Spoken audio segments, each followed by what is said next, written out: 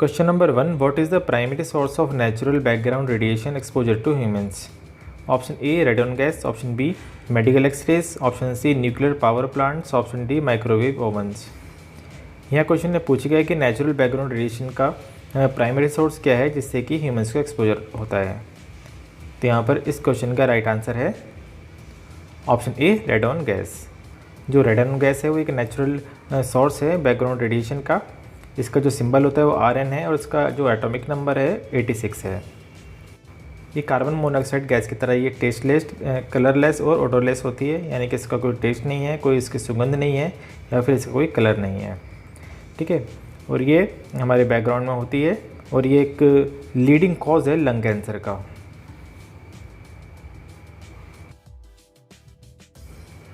Question number 2. ALARA is an acronym used in radiation protection. What does ALARA stands for? Option A, always limit absorbed radiation amount. Option B, as low as reasonably achievable. Option C, avoiding long-term accumulated radiation exposure. Option D, all lead-based attenuation for radiation avoidance. यहाँ पर पूछा गया है कि जो ALARA है वो एक एक्रोनिम है, यानी कि शॉर्ट फॉर्म है जो कि रेडिएशन प्रोटेक्शन में यूज़ किया जाता है। तो यहाँ पर इसका फुल फॉर्म पूछा गया है, ALARA का फुल फॉर्म। दोस्तों जो क्वेश्चन है ALARA का फुल फॉर्म में कई बार क्वेश्चन में पहले एग्ज़ाम में पूछा जा चुका है, तो एक इम्पॉर्टेंट क्वेश्चन है यहाँ पर ये, क्योंकि एग्ज़ाम में कई बार आ चुका है। तो यहाँ पर जो इस क्वेश्चन का राइट आंसर है वो है option B, as low as reasonably achievable. ये एक टर्म है जो कि रेडिएशन प्रोटेक्शन में यूज़ की जाती है रेडिएशन एक्सपोजर को कम से कम करने के लिए। Question number 3. What is the recommended distance between a radiographer and the X-ray tube during exposure to minimize radiation exposure? Option A 1 foot, Option B 3 feet, Option C 6 feet, Option D 10 feet. यह question में पूछा गया कि वो recommended distance कितनी होनी चाहिए जब कोई एक्सपोजर होता है रेडियोग्राफर और एक्स-रे ट्यूब के बीच में। तो यहाँ पर जो इस क्वेश्चन का राइट आंसर है वो है ऑप्शन सी, 6 फीट। जब रेडिएशन एक्सपोजर होता है तो जो रेडियोग्राफर और एक्सरे सोर्स के बीच में जो डिस्टेंस होनी चाहिए वो कम से कम 6 फीट यानी कि 2 मीटर होनी चाहिए। ये एक सेफ़ डिस्टेंस है और इस पर जो रेडिएशन एक्सपोजर होता है वो कम से कम हमें रिसीव होता है, यानी कि जो रेडिएशन वर्कर हैं उनको, तो कम से कम हमें 6 फीट या फिर 2 मीटर की डिस्टेंस रखनी चाहिए फ्रॉम द एक्सरे ट्यूब या फिर x ray source. Question number 4. Which of the following factors can affect the biological effects of radiation exposure? Option A, age. Option B, blood type. Option C, hair color. Option D, shoe size. यहाँ पर question में पूछा गया कि वो कौन से factors हैं जो कि रेडिएशन एक्सपोजर के बायोलॉजिकल इफेक्ट को इफ़ेक्ट करते हैं, यानी इसमें से कौन सा ऐसा फैक्टर है जो कि ये बताता है कि इसमें रेडिएशन एक्सपोजर इनको मतलब ज़्यादा होगा या कम होगा। तो इसमें आपको बताना है, यहाँ ऑप्शंस दिए गए हैं, age, blood type, hair colour या फिर शू साइज।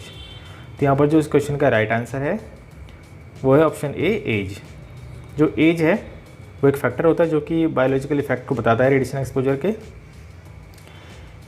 यानी कि इसमें जो अगर कम एज के हैं, यानी कि जो जैसे बच्चे हैं छोटे, उनको वो ज़्यादा सेंसिटिव होते हैं रेडिएशन से, और जो ओल्ड एज है वो भी ज़्यादा सेंसिटिव होते हैं रेडिएशन से। तो जो एज है एक वो फैक्टर है जो कि बताता है कि कौन किस एज में ज़्यादा सेंसिटिव होगा। इसीलिए हमेशा ये एडवाइस किया जाता है कि बच्चों और बूढ़ों को रेडिएशन से दूर रखना चाहिए, क्योंकि उनको ज़्यादा रिस्क रहता है रेडिएशन से और वो ज़्यादा सेंसिटिव होते हैं, इसलिए उनको दूर रहने की सलाह दी जाती है। Question number 5. What is the main purpose of the time distance shielding principle in radiation protection? Option A, minimising patient exposure. Option B, reducing scatter radiation. Option C, maximising image contrast. Option D, enhancing operator comfort. यह question में पूछा गया है कि time distance shielding जो principle है radiation protection का, उसका मेन पर्पज क्या होता है। तो यहाँ पर इस क्वेश्चन का राइट आंसर है option B, reducing scattered radiation.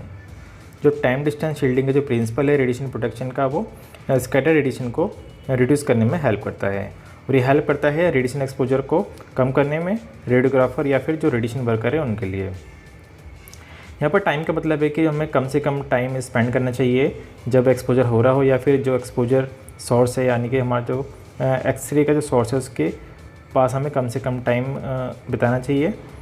वो जो डिस्टेंस का मतलब यहाँ पर है कि हमें जो रेडिएशन सोर्स है उससे मैक्सिमम दूरी बना के रखनी चाहिए। और यहाँ पर शील्डिंग का मतलब है कि हमें शील्डिंग भी यूज़ करनी चाहिए अगर जहाँ पॉसिबल हो। ठीक है, ये तीनों प्रिंसिपल का यूज़ करके हम रेडिएशन एक्सपोजर से काफ़ी हद तक बच सकते हैं और हमें काफ़ी कम एक्सपोजर इसमें मिल सकता है। तो ये रेडिएशन प्रोटेक्शन का प्रिंसिपल है, टाइम डिस्टेंस शील्डिंग, ये काफ़ी इंपॉर्टेंट है। Question number 6, which type of radiation has a positive charge and consist of 2 protons and 2 neutrons?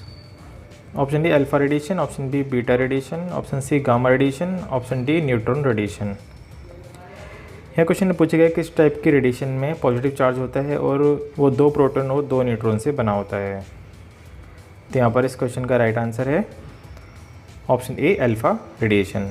जो अल्फा रेडिएशन यानी कि जो अल्फा पार्टिकल भी इसको कह सकते हैं, जो अल्फा पार्टिकल होता है वो पॉजिटिवली चार्ज होता है और इसमें 2 प्रोटॉन्स और 2 न्यूट्रॉन्स होते हैं और ये एक हीलियम का न्यूक्लियस इसको बोला जाता है अल्फा पार्टिकल को।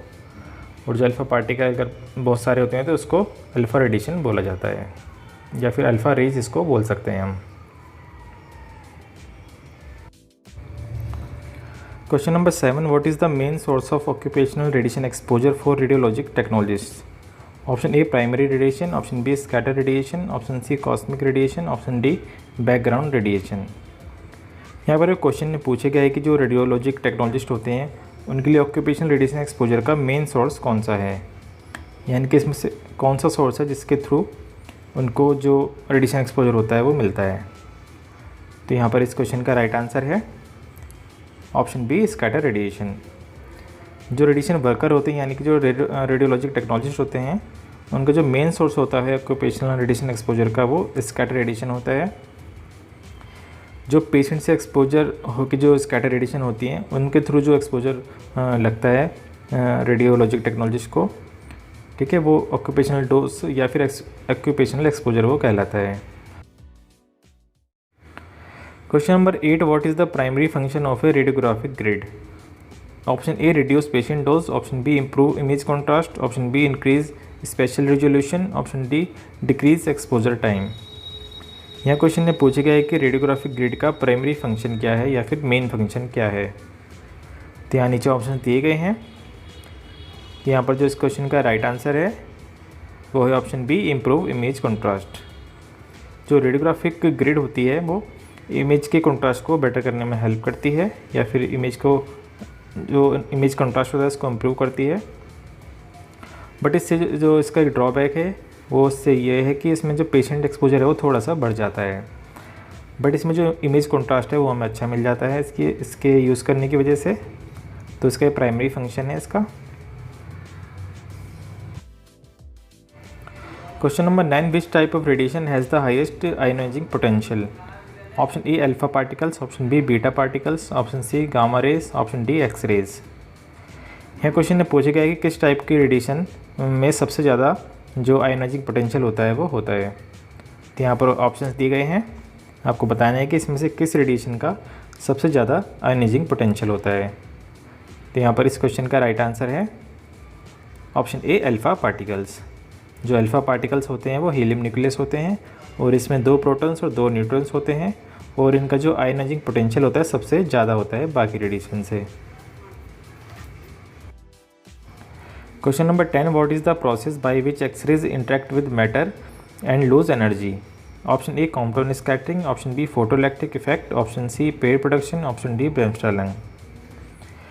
यह क्वेश्चन में पूछा गया कि वो कौन सा प्रोसेस है जिसके थ्रू जो एक्सरेज होती है इंटरेक्ट करती हैं मैटर से और अपनी एनर्जी को लूज कर देती हैं। तो यहाँ पर इस क्वेश्चन का राइट आंसर है ऑप्शन बी फोटोइलेक्ट्रिक इफेक्ट। दोस्तों फोटोइलेक्ट्रिक इफेक्ट में जब इनकमिंग रेडिएशन का जो फोटोन होता है वो अपनी सारी एनर्जी मैटर के इलेक्ट्रॉन को ट्रांसफ़र कर देता है, जिससे कि जो इलेक्ट्रॉन है वो इजेक्ट हो जाता है अपनी शेल से और जो इलेक्ट्रॉन इजेक्ट होता है उसको फोटो इलेक्ट्रॉन बोला जाता है और उसको एक तरह से कैरेक्टरिस्टिक एक्सरे भी बोल सकते हैं। तो फोटो इलेक्ट्रिक इफेक्ट में जो रेडिएशन प्रोड्यूस होती है उसको कैरेक्टरिस्टिक एक्सरे बोला जाता है। जबकि यहाँ पर जो अदर मेथड दिए गए हैं यानी कि क्वांटम स्कैटरिंग, पेयर प्रोडक्शन और ब्रेमस्टर्लिंग, इन सब में जो इनकमिंग फोटोन है रेडिएशन का उसमें एनर्जी वो लूज़ नहीं करता है। इसमें अलग अलग प्रोसेस में किसी में डेविड होता है, किसी में पेयर प्रोडक्शन होता है, ठीक है, इस तरह ये अलग अलग प्रोसेस होते हैं इसमें। और जिसमें ये एनर्जी अपनी लूज़ करता है मैटर के साथ इंटरेक्शन करके, उसको फोटो इलेक्ट्रिक इफेक्ट बोला जाता है। इसलिए इसका राइट आंसर है option B, photo electric effect. Question number 11, which of the following is used to measure radiation exposure in air? Option A roentgen, option B gray, option C sievert, option D becquerel. यह question में पूछा गया है कि radiation exposure को air में measure करने के लिए कौन सी इसमें यूनिट का यूज़ किया जाता है। तो यहाँ पर इस क्वेश्चन का राइट आंसर है ऑप्शन ए रोंजन। अगर हम रेडिएशन एक्सपोजर को अगर एयर में हम मेज़र करना होता है तो उसको हम रोंजन में मेज़र करते हैं। ये इसकी यूनिट होती है रोंजन, ठीक है।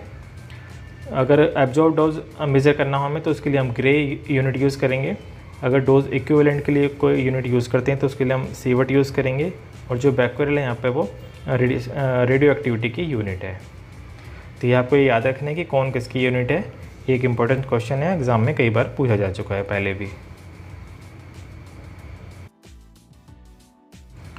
Question number 12, what is the largest organ in the human body? Option A heart, option B liver, option C skin, option D brain. यह क्वेश्चन में पूछा गया कि ह्यूमन बॉडी में लार्जेस्ट ऑर्गन कौन सा है। तो यहाँ पर इस क्वेश्चन का राइट आंसर है option C skin. Human body में जो स्किन होती है वो लार्जेस्ट ऑर्गन होती है ह्यूमन बॉडी की। उसके बाद सेकंड लार्जेस्ट जो ऑर्गन होता है वो लीवर होता है। दोस्तों ये भी एक इम्पॉर्टेंट क्वेश्चन है ह्यूमन एनाटॉमी का, जो कि एग्ज़ाम में आ चुका है। तो ये भी एक इम्पॉर्टेंट क्वेश्चन है यहाँ पर। Question number 13, which of the following is not a component of the human respiratory system? Option A lungs, option B trachea, option C liver, option D bronchi. यहाँ क्वेश्चन में पूछा गया है कि इसमें से कौन सा कंपोनेंट ह्यूमन रेस्पिरेटरी सिस्टम का कंपोनेंट नहीं है। तो यहाँ पर इस क्वेश्चन का राइट आंसर है ऑप्शन सी लीवर। यहाँ पर लीवर के अलावा जो बाकी ऑप्शन है लंग्स, ट्रैकिया और ब्रोंकाई, ये तीनों ही कंपोनेंट है ह्यूमन रेस्पिरेटरी सिस्टम के। और जो लीवर है ये रेस्पिरेटरी सिस्टम का पार्ट नहीं है। तो इसलिए इसका राइट आंसर है option C liver. Question number 14, what is the main function of the small intestine in the digestive system? Option A absorption of nutrients, option B production of enzymes, option C storage of bile, option D filtration of blood. यह question में पूछा गया है कि digestive system की जो small intestine होती है उसका मेन फंक्शन क्या होता है। तो यहाँ पर इस क्वेश्चन का राइट आंसर है option A absorption of nutrients. हमारी बॉडी में जो स्मॉल इंटेस्टाइन होती है इसका मेन फंक्शन ये होता है कि जो हमारे फूड में जो न्यूट्रिएंट्स होते हैं उसको एब्जॉर्ब करने में वो हेल्प करता है, उसको एब्जॉर्ब करता है। तो इसका मेन फंक्शन होता है। Question number 15, which of the following types of radiation can be stopped by a sheet of paper और clothing? Option A alpha radiation, option B beta radiation, option C gamma radiation, option D neutron radiation. यहाँ question में पूछा गया है कि किस type के radiation को एक पेपर के शीट से या फिर क्लॉथिंग से रोका जा सकता है। तो यहाँ पर इस क्वेश्चन का राइट आंसर है ऑप्शन ए अल्फा रेडिएशन। जो अल्फा रेडिएशन होती है उसको काफ़ी हैवी रेडिएशन बोला जाता है और इसकी जो स्पीड होती है वो भी बहुत कम होती है compare to other radiation.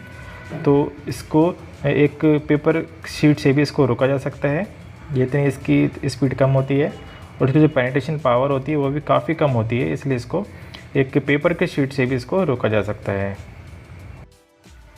Question number 16, in fluoroscopy procedures how can radiation exposure to the patient can be reduced?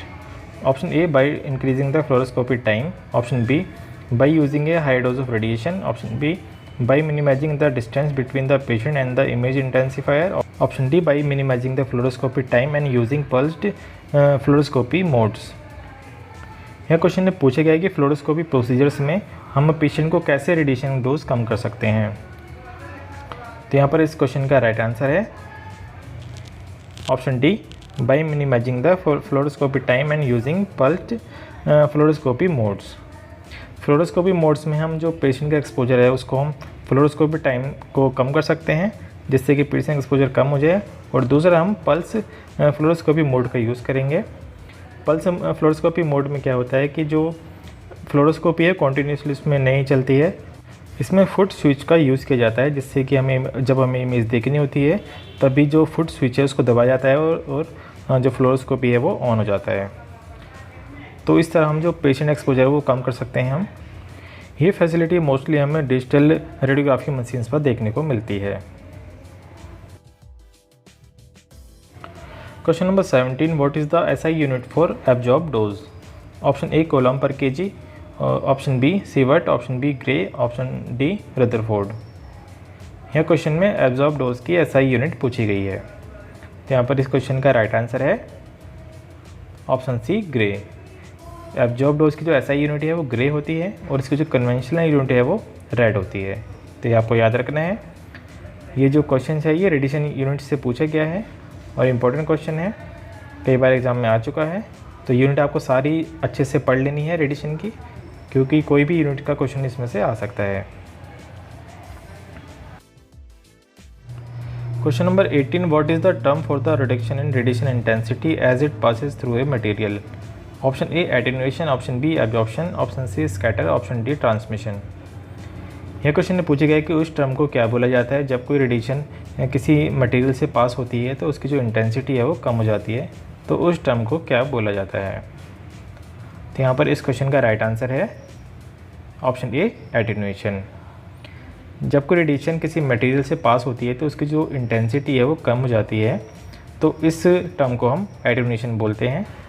अगर किसी मटेरियल का एटेन्यूएशन ज़्यादा है तो इसका मतलब है कि जो रेडिएशन पास होगी उसमें से उसकी जो इंटेंसिटी है वो काफ़ी हद तक कम हो जाएगी। अगर किसी मटेरियल का एटेन्यूएशन कम है तो उसका मतलब है कि अगर कोई रेडिएशन उसमें से पास होगी तो जो उसकी इंटेंसिटी होगी वो ज़्यादा होगी।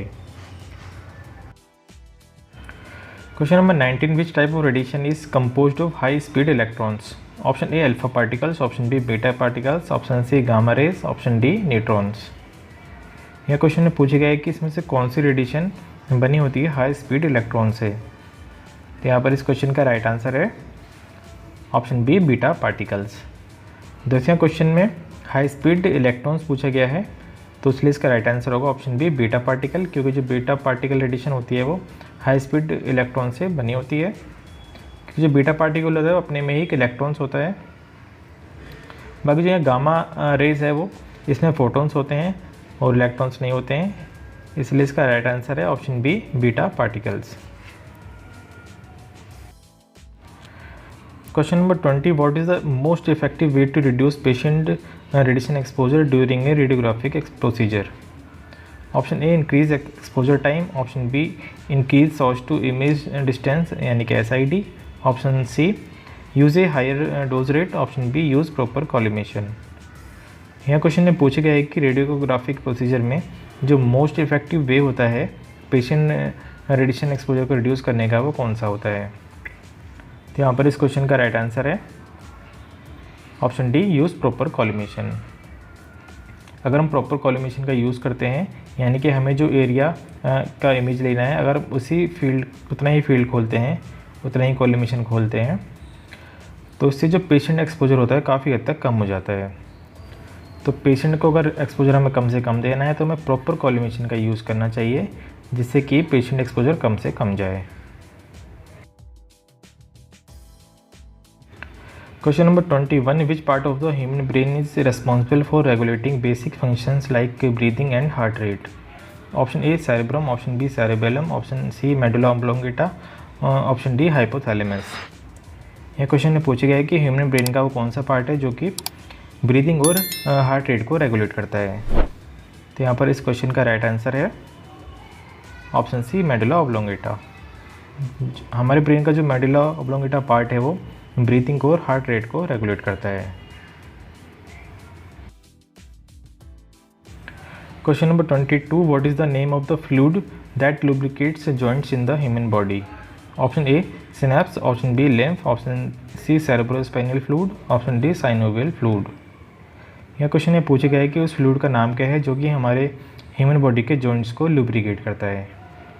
तो यहाँ पर इस क्वेश्चन का राइट आंसर है option D synovial fluid.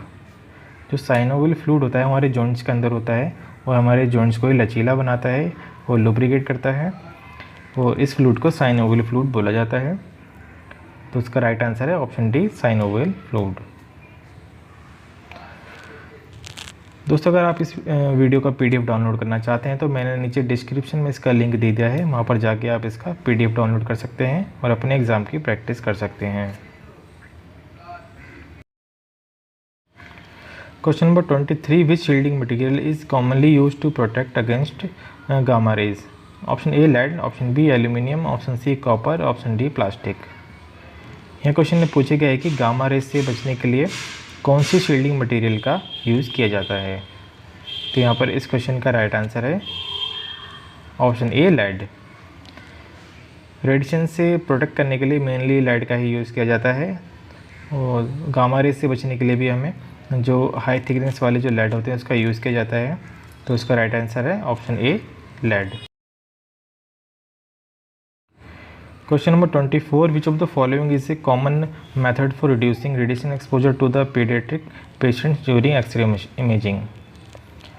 Option A increasing exposure time, option B using adult size equipment, option C using the same dose as for adults, option D using lower radiation settings. यह question में पूछे गए कि जब हम paediatric patient यानी कि बच्चों का एक्सरे करते हैं तो उसमें पेशेंट एक्सपोजर को कम करने के लिए हम कौन सा मेथड का यूज़ करेंगे। तो यहाँ पर इस क्वेश्चन का राइट आंसर है option D using lower radiation settings. यानी कि बच्चों का अगर हम जब एक्सरे करते हैं तो उसमें हम लोअर रेडिएशन सेटिंग्स का यूज़ करेंगे, यानी कि लो KVA लो MS का जितना पॉसिबल हो उतना यूज़ करेंगे। उसमें प्रॉपर कॉल्यूमेशन का यूज़ करेंगे और जो बच्चों को जो गोनाड्स वगैरह हैं अगर उनको कवर करने की ज़रूरत है तो उनको कवर भी करना चाहिए, जिससे कि जो पेशेंट एक्सपोजर है वो कम से कम हो जाए। Question number 25, which of the following factors can affect the amount of radiation a patient receives during a radiographic procedure? Option A patient's age and gender, option B time of day, option C physician's experience, option D room temperature. यह question में पूछा गया है कि वो कौन से factors हैं जो कि किसी पेशेंट के जो रेडिएशन एक्सपोजर है उसको कम से कम कर सकता है। तो यहाँ पर इस क्वेश्चन का राइट आंसर है option A patient's age and gender. यहाँ पर इसका राइट आंसर ए इसलिए है क्योंकि जो रेडिएशन एक्सपोजर है वो डिपेंड करता है पेशेंट्स के एज पर और जेंडर पर। क्योंकि अगर हम एज के हिसाब से देखें तो जो पेशेंट कम एज के होते हैं यानी कि जो बच्चे होते हैं, जो एडल्ट्स होते हैं, यानी कि इसमें जो बूढ़े लोग होते हैं वो ज़्यादा सेंसिटिव होते हैं रेडिएशन से, उनको ज़्यादा एक्सपोजर लगता है। दूसरी तरफ अगर हम जेंडर की बात करें तो उसमें जो फीमेल्स होती हैं वो ज़्यादा सेंसिटिव होती है रेडिएशन से कंपेयर टू मेल्स। तो उसमें एज और जेंडर जो एक फैक्टर है जो कि डिपेंड करता है कि पेशेंट को कितना जो एक्सपोजर वो रिसीव होगा, तो ये एज और जेंडर पर भी डिपेंड करता है। तो दोस्तों आज के लिए इतना ही। ये वीडियो आपको कैसे लगी कमेंट सेक्शन में कमेंट करके बताएं। अगर आपको वीडियो अच्छी लगी तो वीडियो को लाइक कर देना और ऐसे ही यूज़फुल वीडियोस पाने के लिए चैनल को सब्सक्राइब करें। तो मिलते हैं नेक्स्ट वीडियो में, तब तक के लिए बाय बाय।